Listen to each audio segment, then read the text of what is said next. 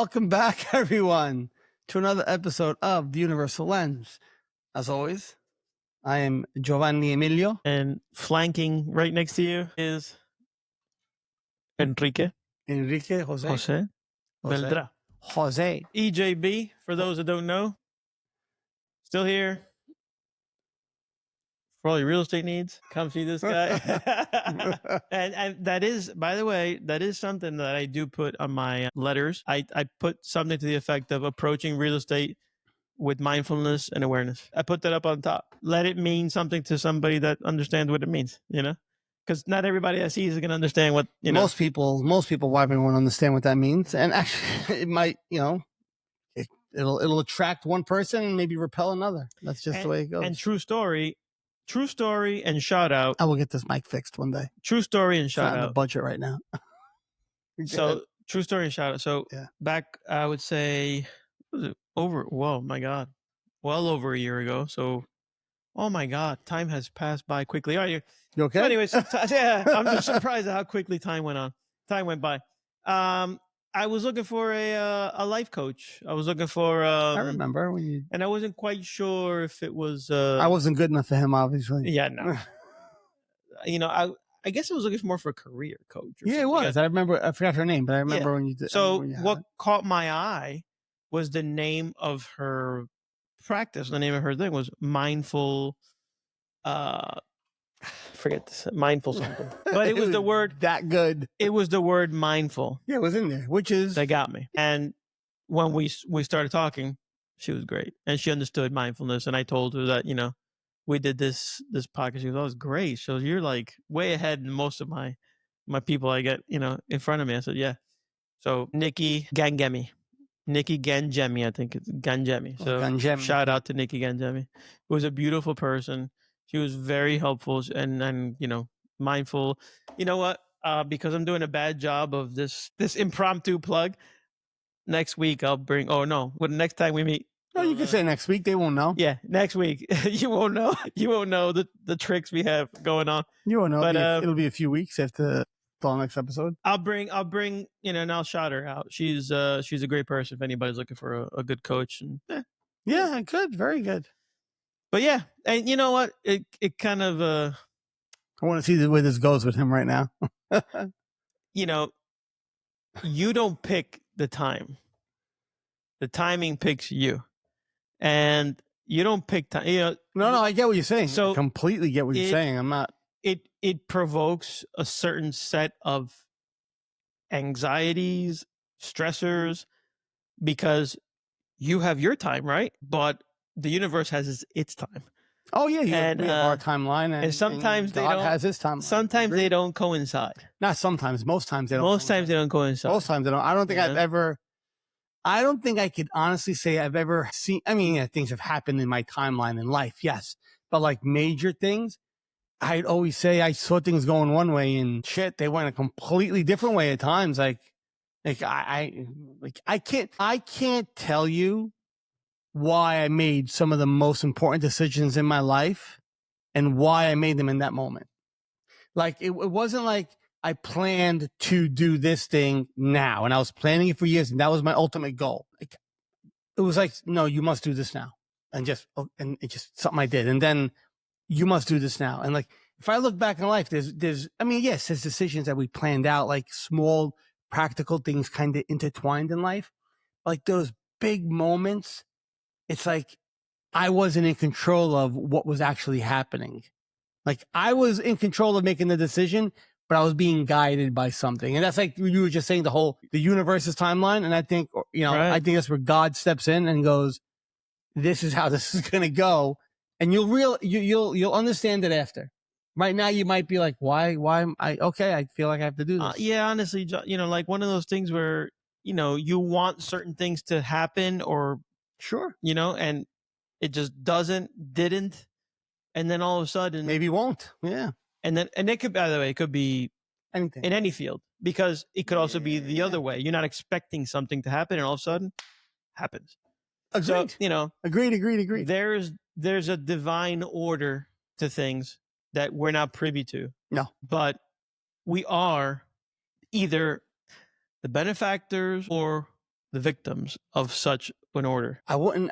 I'm very provocative with my words. Yeah, I know you are, and for some reason I'm still after 105 episodes. Yeah, I bite. I fucking bite. Yeah, because you're a benefactor when you like, but you're a victim when you don't like.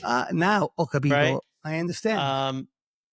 And like you see yourself as a victim when you don't like Look, it. like I could turn around and say, why would my mom, who I thought should be enjoying my grandkids, why would she pass at 54? Why? Like, there's a divine order to things. We don't know. We don't know. That's where acceptance comes in, by the way, right? Which is what the show's based on. There's a divine order to things. Yeah. I don't know. And vice versa. It's not for us to know. And that's where the acceptance comes in, by the way. And vice versa. I mean, why would I have incredible success in my life in my 20s and then all of a sudden not? I don't know. I don't know. But we're not going to suffer or, gloat on either account. You know what I mean? So we're not going to be the benefactor or the victim on either account. Like, if we learn how to just be. Yes, I wrap it around back. You learn how to just be. Yeah, the original title of our podcast for those first 20 something episodes. I think, like you just said, it's not for us to be either of those, and the letting go. Why things happen, when they happen, how they happen, sometimes, which are out of our control. Like we were talking before about the show, right? Like sometimes you're expecting this door to open in life, right? You're expecting that door to open, right? You're looking for a job, you're doing something, and you expect that door to open, and that door doesn't open, right? But if you're paying attention, and you probably can't see all the way here, like there's a door here, and somebody is trying to get you to look at this door over here, but you're so fixed on wanting to know why this door doesn't open that I'm working so hard for, and I'm putting all my energy towards, no matter what it might be, athletic, scholar, sports, business, whatever it might be, whatever thing you're expecting this door to open, but this door opens instead. Do you question why that door didn't open? You would. You would, right? Yeah, no, the everyday human being will. And you have a fit over why that's not open. You have a fit why. One thing I've learned is that door is not opening. This one did. I know I'm not meant to understand why in this moment that door is opening, but I'm meant to go through that door. And the only way you're able to do that, yes, your foundation is going to be, from the way I see it, your foundation is going to be in awareness and mindfulness, meaning that's your structure. Like that's where you build this decision making off of the ability not to buy into the stories and understand things that are out of our control are out of our control. And that's where acceptance and surrender comes in. Beautiful. Once you get that, walking into that door is a lot easier. But then you go, but why should I walk into that door? And that's what we said before. Well, there's that other layer. There's the everyday human who's stuck in their mind. Then there's the aware individual who transcends the mind and sees the mind as it works. Then that person actually, and we're going to say looks up just to give some sort of depth to this, looks up and says, and realizes there's something calling the shots that I don't get and I don't understand. And I'm going to say he because that's the word that I like to use. He knows where I need to be and when I need to be there. Right. And I just said a few minutes ago, like most of the biggest decisions in my life were made by me, but for me. Like, and some of them, and also some of the worst things that happened in my life and some of the deepest pains I have felt and some of the most treacherous suffering that I have gone through and darkest days of my life, right? Questioning why this happening to me, which I did at that time, there was no, instead the acceptance of it and saying, this is where I was meant to be. So I would become this. It was a way for me to transform. Why did I have to go through that? To be what I am today. I had to experience that. So something he put me in that position so I could evolve into this. Did I like that? You were saying the victim, right? Did I like? No, of course, when I went through it, I fucking hated it. But with the awareness and the mindfulness, I was able to understand what's happening first, right? And that's where that disconnect happens from mind. And then you anchor in something greater and said, hey, I don't need to know why this stepping stone has been put in front of me. I just need, all I need to know or understand is I need to step on that stone. And by stepping on that stone, I'm showing faith in, okay, you want to say universe? You want to say universe? That's fine. There's no judgment. I don't care if you say I use the word universe interchangeably with God sometimes too.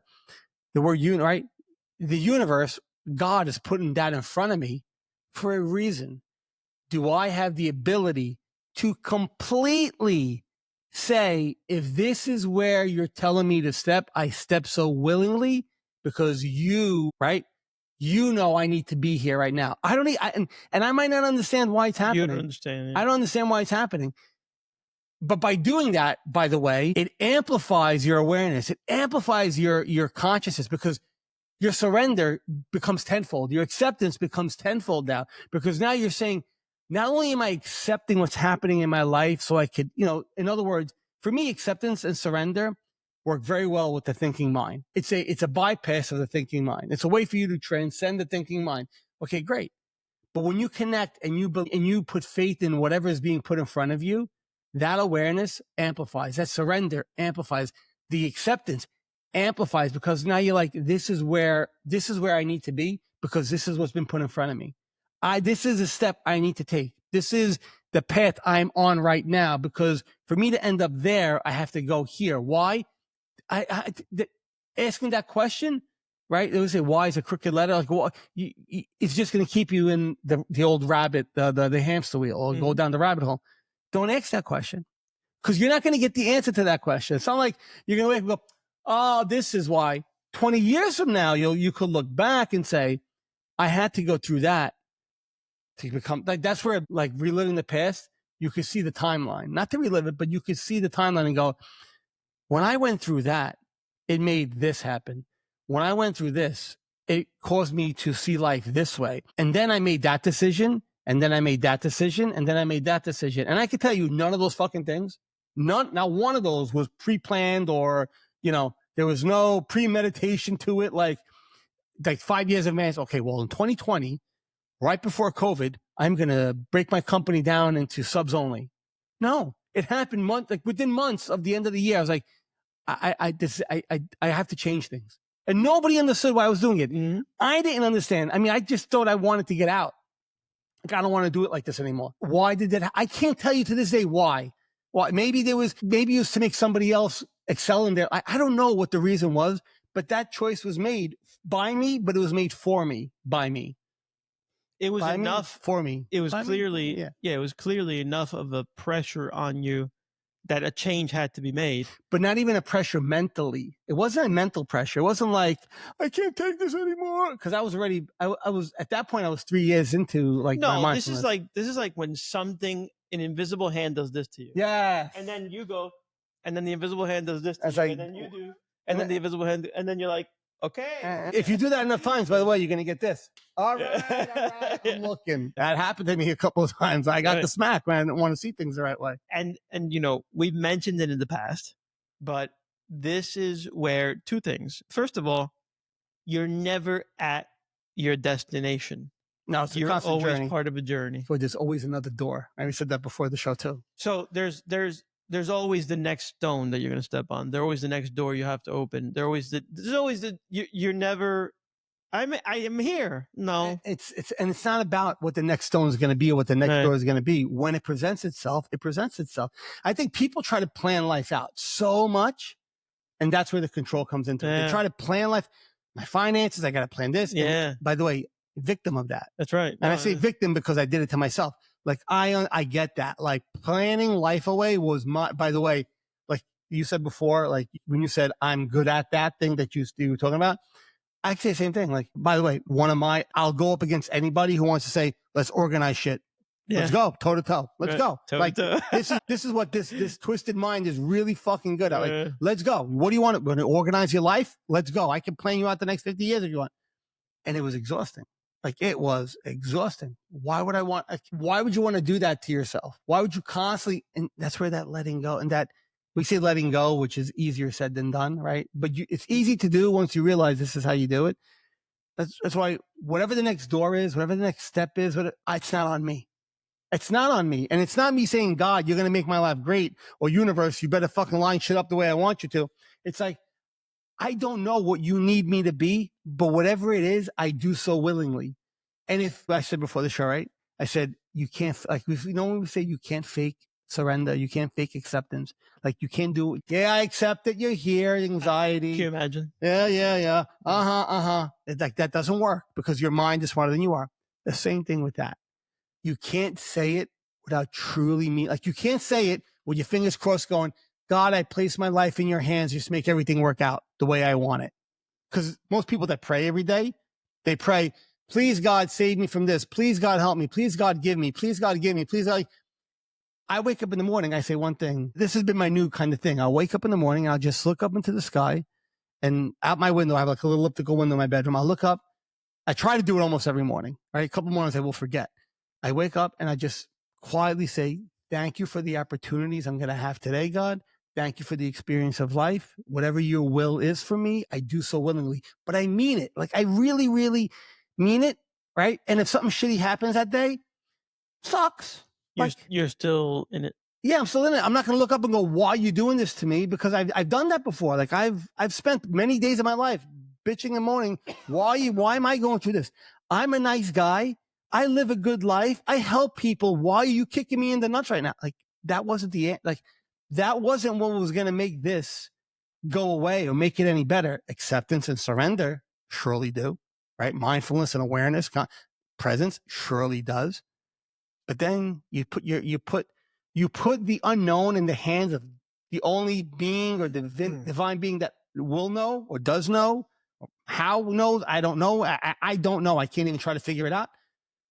And also, and here's a light feeling that comes. Like, somebody took the rocks off your shoulder and said, these rocks aren't for you to carry. Why do you want to know what I have planned for you? That's tough to swallow, right? It is. For the person that's not used to thinking that way. It's tough for everybody to swallow. But once you do that, you realize it's not for me to figure this out. That doesn't mean that shitty things doesn't happen in our lives. Of Surrender. course it does. Yeah. Surrender. That's the divine definition of surrender, right? When we talk about surrender, is you surrender to the moment. Like, I'm anxious right now. Well, let's bring it back to mental health. I'm anxious right now. My anxiety is running through. Oh, I feel very low. I feel depressed right now. Okay. Accept that that's there and make your choices based on your values and how you want to live your life. And what happens is you stop paying attention and feeding that, and all of a sudden it goes like, you don't pay attention to that feeling until, like I said before, you notice that you're not paying attention to it and you hear it again. Like I said with my tinnitus, like it'll be gone. And then all of a sudden, oh, I hear it again. I'm like, well, wait, I didn't hear it for 3 days. And those 3 days I wasn't thinking, why don't I hear it?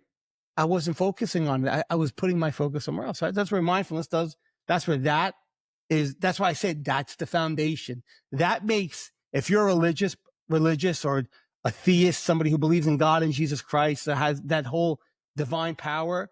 If you believe in that, like, this is the best foundation you could have, because I honestly think it makes you it gives you, honestly, better maybe is the wrong word. It gives you a greater utility to tap into what that is.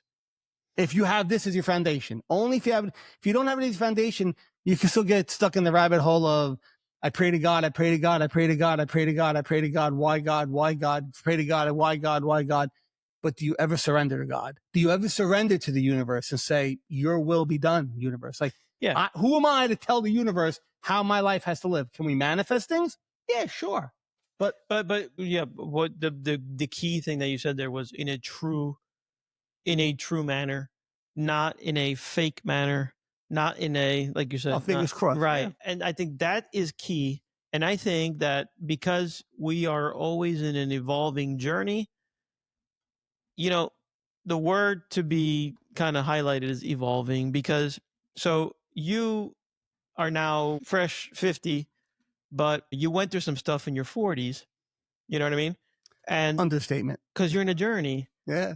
But you can turn around from that experience and say, hey, with that experience did come a lot of knowledge, but wisdom. Let me tell you something. My wisdom amplified is, your knowledge doubled, but your wisdom quintupled. Yeah. Right. Yeah. Exponential. Exponential. And I think that you have to go through these trials. You have to go through this growth. You have to go through these processes to grow in wisdom. And that's why the way it's supposed to be done is the older you get, the more wisdom you have, Yeah, I mean, I think it's a saying. Yeah, you become wiser as you get older. You become wiser. Experiences will teach you. So I'm about to come with the left hook here.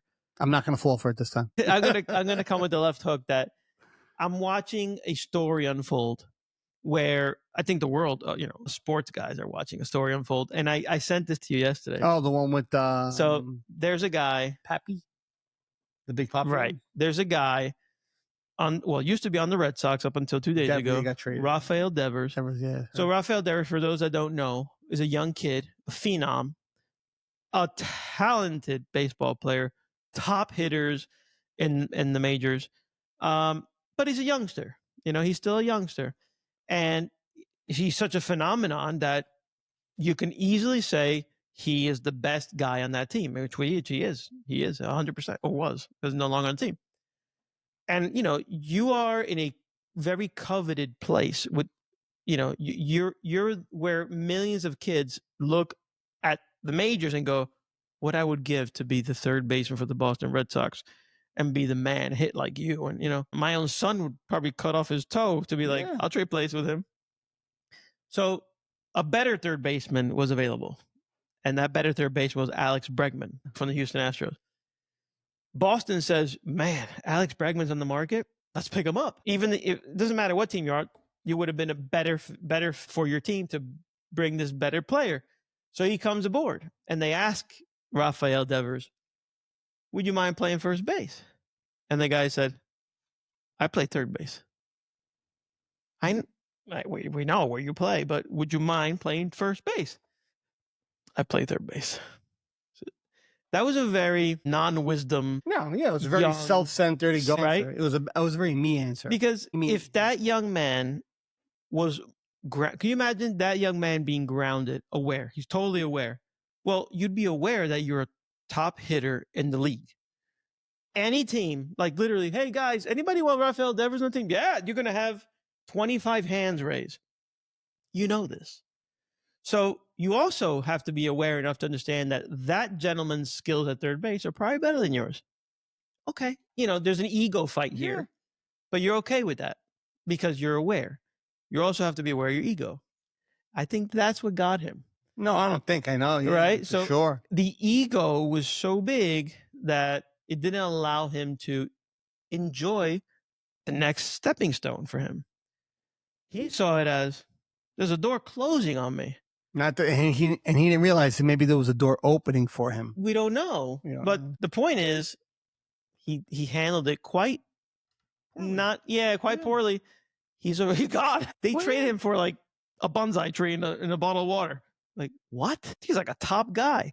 So I had seen this meme pass by where Big Papi, David Ortiz, a Red Sox legend, a baseball legend, who is very active today. He's a sports announcer on Fox. He's very involved with, especially with young guys. Becoming like the Shaka baseball. Yeah, like personable. Right. He's a personality. Yeah. He's Mr. Cool. You want to hang out with him. So he, from what I'm seeing is a lot of these older guys, they love hanging out with the younger guys and being influential, imparting that wisdom. Yeah, they kind of put them on the rails. Even guys like A-Rod have come a long way. Like, A-Rod used to be Mr. Ego. Yeah. Even you could tell, he wants to help. He doesn't want to, they've grown, they've matured, they have wisdom now. He was a Yankee, but poor you. So this Big Papi said that, he was trying to get a hold of Devers and he wouldn't even answer him. Like, he wouldn't even get back to him. And he was saying how you got to drop the ego. You can't make these decisions from the ego. And that's exactly what we've been talking about, is where the ego is driving your decision-making. And this poor kid saw it, like his ego got the best of him. But what ended up happening was, he's so good, the next stepping stone appeared. So he got traded to the Giants, the San Francisco Giants. And I watched this press conference yesterday because I'm very intrigued by the situation, how a kid could almost screwed up his entire career for a stupid decision. And during the press conference, the press being the press, they wanted to get him going as to is there beef and what is the beef. And he was very good. And then he finished it by saying, finally, when they said this, um, what position are you looking to play in the San Francisco Giants? And he says, I'm ready for them to tell me what I have to do to help the team. He ate a little pie. He ate a little little crow. He ate a little crow there. But one thing's for sure. Yeah, but it's a learning experience. So yeah. I'm comparing a very well-known event, and this for any sports fans out there, to what you went through in your 40s, where all of a sudden the world was spinning off its axis, but you came out on the other side with wisdom. I think this kid came out on the other side with wisdom. Yeah, I mean, we don't. Look. So from what you're saying, it sounds like yes, like he definitely learned something. I mean, it's hard to say exactly what's going on between his ears because we don't know. We don't know. I'm assessing from afar. Yeah, but it sounds like he definitely did. He did get a lesson in life, as I like to call it. So, aside from the obvious, because how do I apply mindfulness to, say, not only do what we talk about, but even what's going on in life and in sports. And I know we talked about this in the past, but I'm telling you, I think that if that young man would have been armed with mindfulness, we're going to talk about another guy too in the sports world with mindfulness. If that young man would have been armed with mindfulness at that moment when he's asked, hey, can you play first base for us too? He wouldn't have answered, I play third base. Like, who do you think you're talking to? He probably would have said something along the lines of, I've only ever known third base and I thought I played it to the best of my ability, but you just got Alex Bregman, one of the top third basemen in the league. I can't argue with that. I'll try first base if you have some grace with me. My bat's going to be my bat. But if you have some grace with me, I'll be the best first baseman you ever. He didn't have that attitude. No, I think he probably had that attitude now. You know what I mean? He might. Armed with mindfulness. Armed with if he's a more mindful, aware person, then for sure. I mean, that's why we were saying before. Sometimes you have those opportunities that are in front of you and you don't realize why that opportunity or why that situation, I should say, is being put in front of you. Whether it's a sports one like this guy went through or another one, like having the awareness as your foundation for this allows you the ability to see things differently, to answer and respond instead of react to things, right? And then to actually look at a situation and say, I don't need to know why this, because even though we accept something, we still tend to ask, yes, I accept this. And I do, I surrender to it. But why is this happening to me anyway? Like, what's the purpose of this? Why would you do this? And that becomes a secondary rabbit hole that we dig without realizing it. And that's like we were saying before when we started the show. Like, if he would have, accepted, said the right thing, and then been like, internally, right? This isn't a discussion that you have with somebody. This is a discussion you have with yourself and with God or with the universe. And you would say, I don't know why you're putting this in front of me right now, why you're looking to change this, but I wholeheartedly trust that this is what I need to do right now. And if you do so, you enter that with such a willingness, which is right in the book, with such a willingness to want to be better, want to do this thing, that you could actually make that situation way better than it was if you went into it without that willingness, right? So now, whatever this situation has been in front of you, whatever for a reason it's been put in front of you, right? You approach it so much differently. You approach it with such a different attitude, such a different, I guess attitude is the right word, mindset, right? That you could make that into whatever it needs to be. But I don't need to know why it's happening, because the why will never be answered in the way I want it to be answered, right? Like we could say, why? We're not thinking that God or the universe is going to go, hold on, everybody, time out. Yeah. All right. Let me explain this to you. Let me explain this to you. I'm doing this. So let's say in 3 years, this is what them. And then in 4 years, and you're going to meet that person. And when you meet that person, you're going to be in a place that you could affect that person so that they live a different life. And then that person, you're not going to get. Yeah. In hindsight, maybe you look back after X amount of time, you could say, when that happened to me, I became that. And then I met him only because I was there. And then that parlayed into that. And then he did this. Would that any of that happen if I wouldn't have taken that stepping stone? Like if I wouldn't have stepped on that stone and refused to, would any of that have happened? We don't know that. But that's the only way you could kind of maybe put the crumbs together will be later on. But in that moment, absolute surrender, absolute acceptance, and then saying, I'm not even going to question why this is happening. I'm going to put it in your hands. That whatever peace, acceptance, and surrender give you, I honestly, I know and I believe that it amplifies it by X amount more. Like you just feel like not only am I accepting what's happening, but now I'm going to surrender to what you want to happen completely. And there's a letting go of all worry all of a sudden. Again, not that practically in life, you don't sit there and go, okay, and things are just going to happen. Yes. No, we don't sit here like this and things will just happen. No, you still go about your day, you go to your job, you're on the team, you practice, you try to get better at your position, whatever it is, right? You're a politician, you try to do your job better for the constituents in your party, whatever it might be. Like you try to mindfully do these things and see what happens from there. Yeah. Well, at least that's what I think. Yeah, no, I compare. I bring that example because it's fresh. It's a good example. Well, it's fresh in the news. And, no, it's a good example. Yeah, and it's something that would resonate. Yeah, I think it resonates. Like people probably sometimes don't understand what we could be talking about. They're trying to.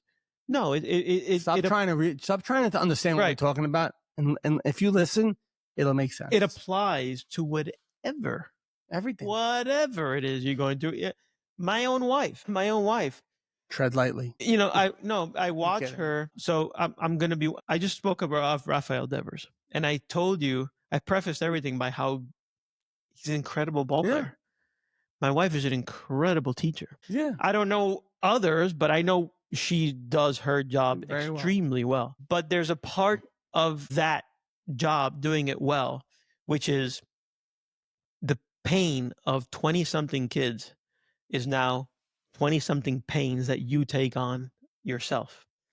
So she brings home the baggage of the kids where I can see that. So, and you understand the wear and the mental, emotional, physical wear and tear. Sure, but there's an attachment to it. Sure. There's an attachment to it. So this is where mindfulness as a practice has to kick in. And you say, you could empathize, but not attach to. There's a difference. Empathy is different. You could empathize for somebody and just, wow, that's horrible. And I really feel for you and I pray for you. And one doesn't take away the other. Because you're no good. If you allow it to consume you, you become useless to the people that need you. And that's not the case at home. But I'm not saying it. I'm saying, but the part that is the part why I'm saying, because I watch her suffer. Sure. She suffers it. She suffers 20 suffrages. I'm like, what? It's a lot of suffering. You need to breathe. Yeah, you need to hone this skill in, because what's going to happen is you're on the hamster wheel and you're not just jogging. You're sprinting. You're sprinting. Yeah. It's only a matter of time before you fall off that wheel. Yeah. It's not a if. The question isn't if. It's going to be when. So as a matter of practicality, like you know, this skill is very powerful, very more than people give it credit, because as good a ball player as you are, as good a teacher as you are, as good at whatever it is that we are, we have to approach it mindfully with awareness, because A, you could let your ego get in the way. B, you can get attached to it. You know, that's what the mind's always going to want to do. The pitfalls are always, even for you and me. What do you think before we started the show? Yeah. You know, always want to do it. We're humans. expect it to happen. We're not. We're human. We live on two planes. We live as a human being, as a spiritual being. Which is why you said to me, you know, you quoted me, which is we're looking at ourselves from 20,000 feet from above, from a helicopter view. Yeah. But that's the point: is that the first instinct is to get involved, get attached, have the ego. But the second aware person hovers up and goes, okay, time to correct course, because I don't want the ego involved.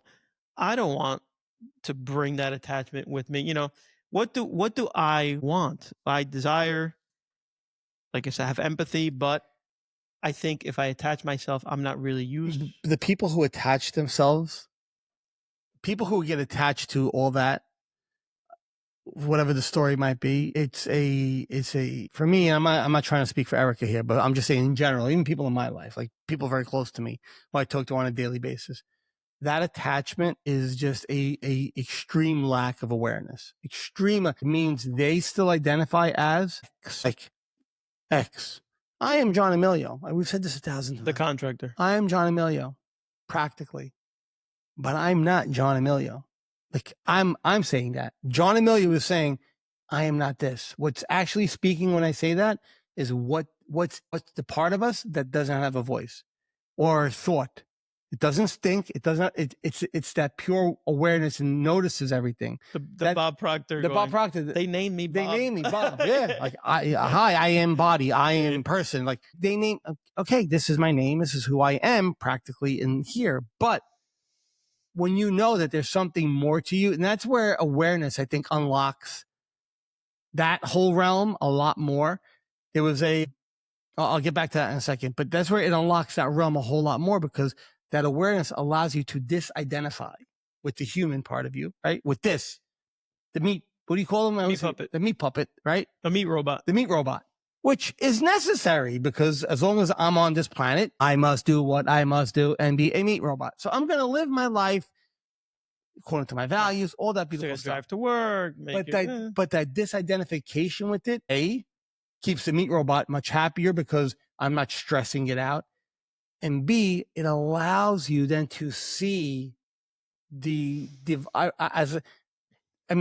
a better word, but for me, it's the divine part of life in everything that's out there. Like you see things and notice things that it allows you to do. I didn't notice them years ago, right? It allows you to do them. It allows you to do it. And it allows you to speak and connect with something that is greater than you. And all of a sudden you realize, yes, I'm here and I'm grateful for this experience and all this that's happening. Super grateful to be able to touch this table right now and go upstairs and have dinner with my family later. Very grateful for all that. But this is just part of this experience that for some reason I need to experience right now. And I don't know why, right? I don't know why. There was a therapist, Justin, I forgot his name. We both follow each other on Instagram, and he posted something. I think I would cue this stuff up ahead of time, but I didn't. And he posted something, but maybe about a week and a half ago. And it's the first time I've seen a full-on therapist, like full-on OCD anxiety therapist, post something about mindfulness and God. And I've been we've had this conversation. I've been toying with this idea now for a few months. Like there's something to this, and I wish I could find it. But the gist of it was, and I'll try to find it as I go on. The gist of it was, he said something where like mindfulness helps you find God or this or that. I remember the exact post, and I commented on it, right? My comment was, when I went through what I went through, basically, the acceptance and surrender I learned in therapy made me amplify my relationship with God and the universe. Like it brought me to another level. I was able to disidentify with the mind, and he loved my comment, actually took it and posted it to his story, right? So I was like, this is great. Like, this is a clinical therapist, like, scientific acceptance, surrender, see your thoughts, don't be your thoughts, exposure response prevention, like the whole ACT, acceptance commitment therapy, which break down what ACT actually is, right? It's mindfulness and awareness, spiritual. That's just scientifically a way to do it. So he would be on par with Dr. Tatiana. He would be on par with her, but even Dr. Tatiana we never spoke about God. He actually mentioned God, like, okay, you don't use the word God. Right. you don't use the word God unless you mean God. You don't want to trigger anybody. No. Like you use most people, when they want to be PC, they use the word universe. Right. Because I get it. You God, you believe in the universe. I get that's fine. Right. Or you don't know. Or you don't know. At the end of time, like if you was like, if you didn't believe in God and something happens, I don't know. I don't know how that works. Like for me, I use the words interchangeably because they're one and the other, but like I resonate with the word God, right? Because I don't know, something pulls me, because there's been too many coincidences or things happen in my life for me not to look at it and go, yeah, shit, like coincidences just don't happen. There's a gravitational pull to it. Anyway, like it was nice to see that this a person based in this science was able to like say, and then not only put the post, but when I commented, like he goes, I love that take. He goes, that's such a beautiful statement, and then reposted. So I'm like, okay, maybe we need a little bit more of that, where people can say like, hey, you could go to therapy, right? Like God and Jesus won't teach you about mindfulness. They won't, like, because you don't get taught by God. You know, it's funny. God gives you experiences where you learn, and like it's refreshing to see somebody go, you could live it, you could learn the same before the show. You could learn the foundation, which is acceptance, commitment therapy, which is mindfulness, which is awareness, which is surrender, things Eckhart Tolle talks about, Sadhguru, Bob Proctor. Like you could learn all that, and that could just elevate you to connect to what we really want to connect to, and on a much deeper level. I got to find this post. Yeah. No, what you find out, I was going to say, is what I've said in the show is to live mindfully is to be as close to Jesus-like as possible. So WWJD, right? Yeah, if you're following a religious take in the case of Jesus, you know, my angle or my view of things right now, because it's ever evolving, is that the fact that we have so many religions means we probably don't have any. It's just a divine order. It's a divine order that terrestrially we have it identified as many different religions, but extraterrestrially, way beyond us, the divine order could be anything. And I'm not going to argue what it is. It's just that it is. I don't care what it is. So in the book that I grew up with, which is the Bible, you know, Jesus, God, you know, Jesus being the Son of God was put on the earth to set the example of how we are to do things. And that's why, you know, you always want to WWJD, because what would Jesus do? Because that is the best approach, the purest approach, the cleanest approach, the non-ego approach, the thing that is going to make life or help you get the most out of life, this experience that we're having here. Because it's like the other day when you put up a post about how you can disagree with somebody from awareness, from a place of awareness, from a place of mindfulness. You can state your opinion. You can state your disagreement. You can state your, you know, the opposite point of view of the other person from a mindful place. It's not a negative thing. It's simply, you know, come from it from a aware place. Don't come from it from a place of ego where I got to be right, you got to be wrong. You know, you can disagree, and that's a very pure way of being. That's a pure way of handling things. You know what I'm saying? Yeah, absolutely. You're the one that posted it. I was like, yeah, that's pretty good, because we immediately think that because we disagree with somebody, either A, it's our ego versus their ego, or B, the other way around. Your ego is so big, I gotta say something here. I gotta say. So we tend to not say anything because I don't want to get in an ego fight with somebody. But what that person was, no, it's, you can, as long as you're coming from a conscious, mindful place. Yeah, that was I forgot his name too. I'm so bad with names. Yeah, as long as you're coming from a mindful place. And so, you know, that's kind of where I was coming from. Those times I was posting on Facebook where I'm like, I want to do something from a mindful perspective. Like, I care for these people's mental health. So I'm just going to put one thing, and I did that one thing, and I didn't follow up on it because some people wanted to engage. I'm not going to engage because that's just the battle of the egos. Like, I don't want that. I'm not interested in that. I want, you know, I want you to look at it and say, hey, is my mental health compromised? Because there's a lot going on, you know? Yeah. There's a lot going on when you read the news, when you read Facebook, there's a lot going on. And people's mental health is being compromised. It's being compromised 100%. So, No, 100%, 100%. Yeah, but I was coming from a but good place. But you can have a conscious conversation. That's how I like to frame it. Like, you could have a conscious conversation with people, like, and you could consciously tell somebody, like, Yeah, you could be firm. Yeah, you could be firm. That's what I'm looking for. Yeah. You could be firm, but not emotionally firm, consciously firm. It Yes. means I'm completely aware of the reason, the words I'm using, and how I'm going to state this. Like, you could tell the difference, because there's usually a flood of emotion or rush when you want to say something. That's not conscious. It's emotions. Like, happens to me, like, to this day. Still, I could be with somebody and I'm trying to talk and somebody cuts me off and, like, here comes this emotion. I'm like, why the fuck wouldn't you let me finish? Instead. And while that person's cutting me off, I'm formulating a response intelligently. And then I come back and I could say something, but I say it not like, what the, hey, okay, yeah, I hear what you're saying, but please, next time, let me finish my thought. As I was saying, like, wow, it comes off a whole lot differently. Like, now I'm not reacting, I'm responding to that person. So you can consciously keep somebody at bay, be firm with somebody. Like, people think acceptance, when we talk about it, is very passive, like super passive.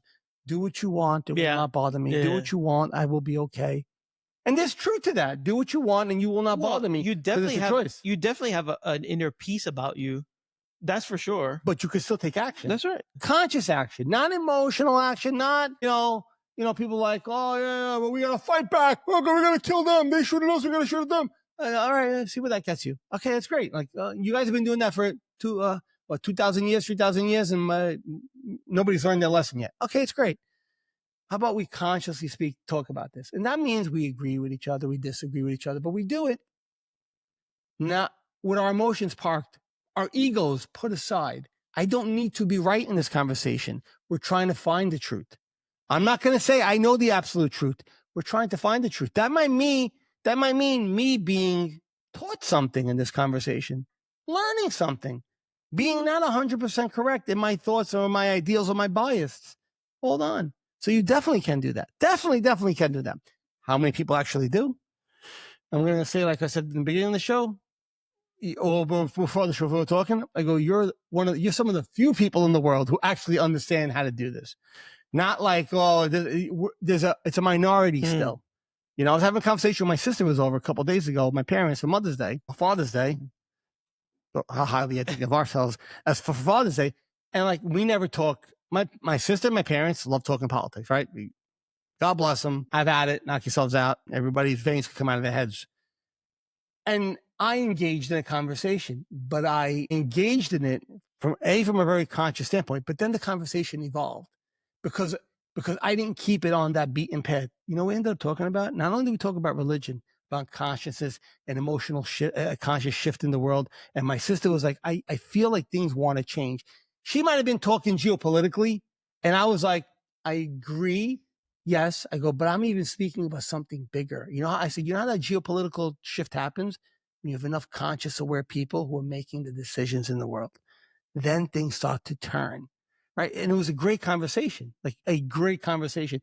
But it was because she was mirroring me, like we were mirroring each other, right? My sister, I love my sister to death, right? I love her and she'll tell you she's very loud and hot-headed. Like, she'll say in conversation, she goes, I'm very loud when I talk. She admits it. So I'm not saying anything here that's not true, right? She admits it.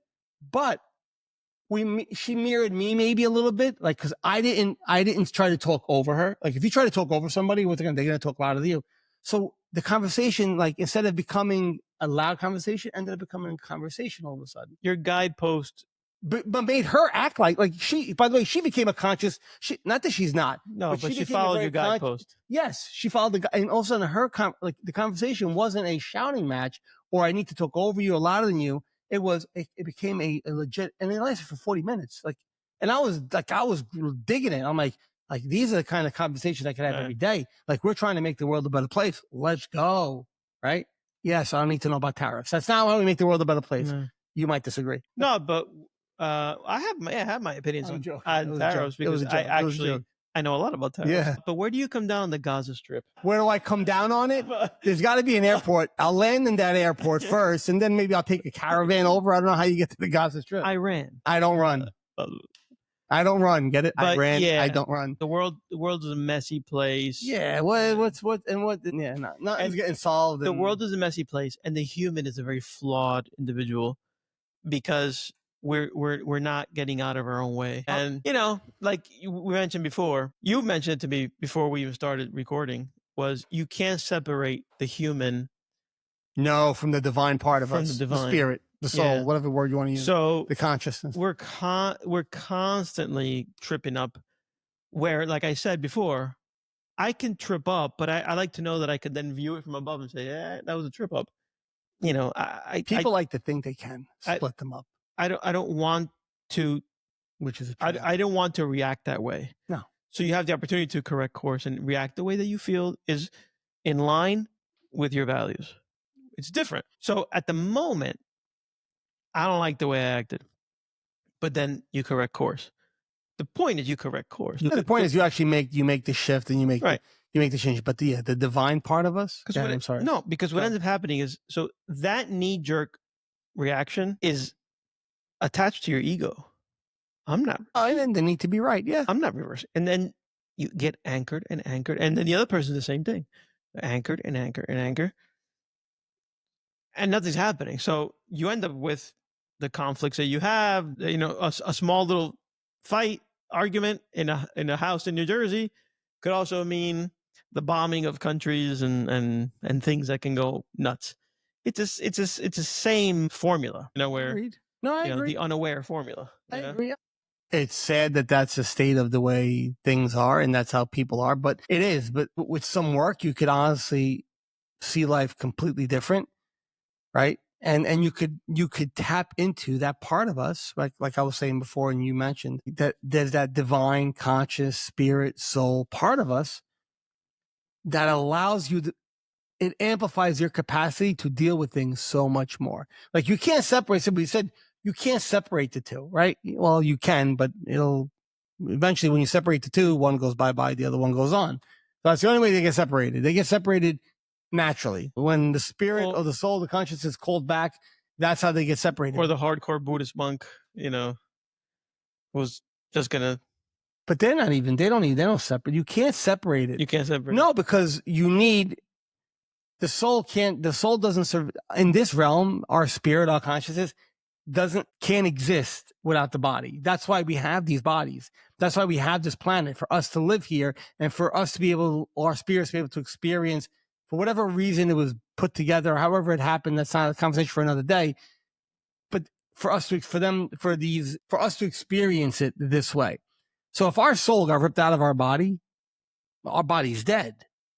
At that point, it means we've passed away and you're on to the next phase or evolving into heaven or the spirit or whatever realm we go to, however life is. People have said so many things of this this peace. They just feel like they're in peace. There's no thought, there's no words, there's no nothing. They're not seeing things through eyes. There's no body, but they feel at peace and what they see is not through eyes. I can't explain it. It never happened to me. Someday, I won't be able to explain it to you anyway. I'm sorry. When we're on that side, we don't come back. But you can't separate the divine from the body. No, the spirit, they coexist. But once you realize they coexist, everything you just said 2 minutes ago happens. You're able to. But most people go through life not real. They use the word, my soul is God's, my soul, my soul, my soul. But they never know their soul. They never know their spirit. They never know their consciousness. They never know that part of them. They never understand it. So they don't. They use that word to say, when I die, my soul goes to heaven. Okay, beautiful. Yeah, they refer to it.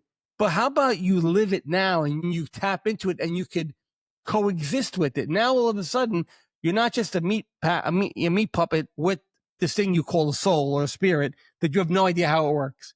But you're actually living both worlds at once. They can't be separated, but one helps guide the other. Like this one, the spirit, the consciousness, soul, helps you guide this body in a better way to become, for whatever purpose we're here, the purpose we know is to live life and experience it. But if there's a grander reason why things happen in our life, it's okay for us to consciously go down that path as it's presented to us. Yeah, and it really changes your experience. And 1,000%. Like life doesn't look the same anymore. right. But you get to enjoy all the stuff the human like Yeah, that you're not doesn't go missing away. it. As a matter of fact, No, you don't miss it. It's the opposite. It's the opposite. Like empathy, emotions, feelings, sadness, joy. They're all there, but they're there times 10. Like Yeah. you feel everything more. You see things differently. You don't hold on. Well, when the grudge comes up or you get pissed at people because it happens, I can't believe you said that to me. I can't, blah, blah, blah. It flows, it comes up, but it dissipates quicker because you're not holding on to it because you realize that's my mind creating a story right now. I don't need to buy into that story. And all of a sudden, okay, mind goes, okay, we'll think of something else. Okay, we'll do something else. Okay, all right. Because you're not energizing, you're not attaching to that anymore because you have that awareness. So you need it. You don't got it, find it. It's there. You already have it. Look for it. Yep. Don't look too hard, but if you look too hard, you're not going to see it. Don't look, just look. It's there. Did I just confuse you? Yes. Yes. Keep on watching. Keep on practicing, because this is a practice. You got to practice.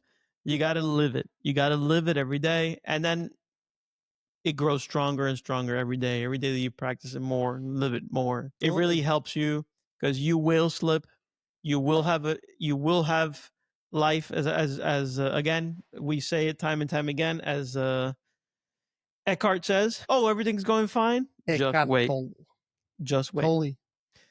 Just wait. Just yeah. wait." And Shit happens. and a good way to lose an audience.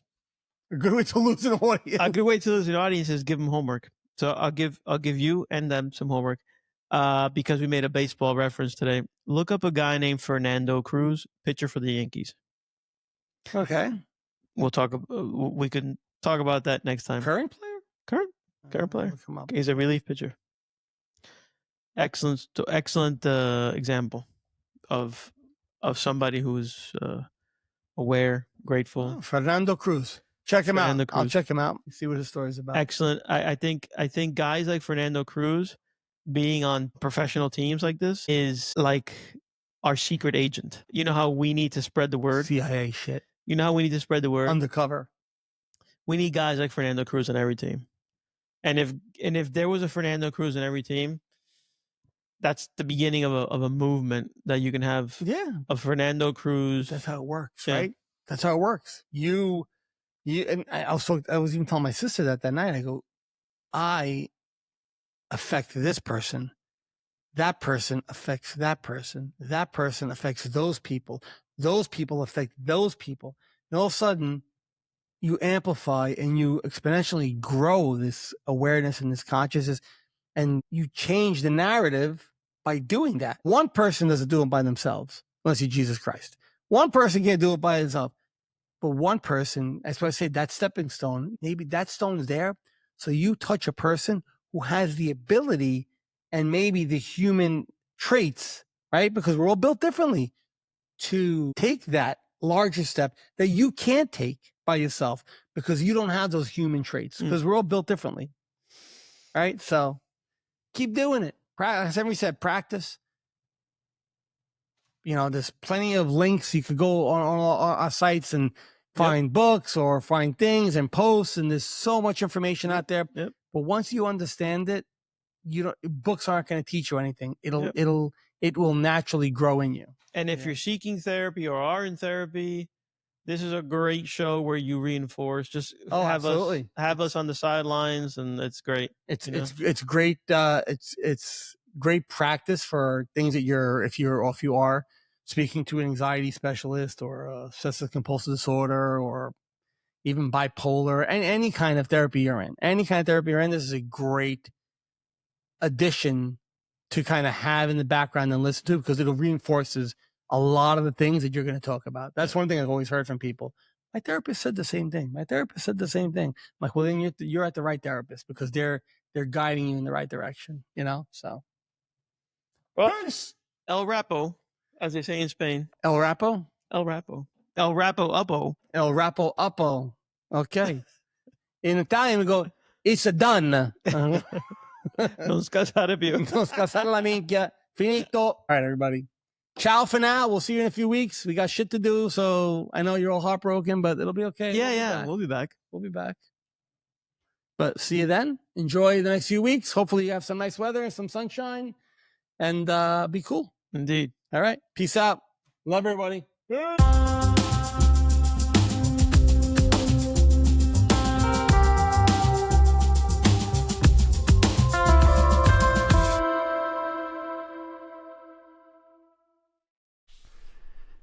The insights and discussions that we speak about on our show are our own opinions and based on our life experiences. If you or someone in your family or someone you know is suffering and in need of help, please get them that help through medical attention or seeking proper therapy. Again, what we speak about are based on our experiences and not intended to be taken as a form of therapy. Thank you.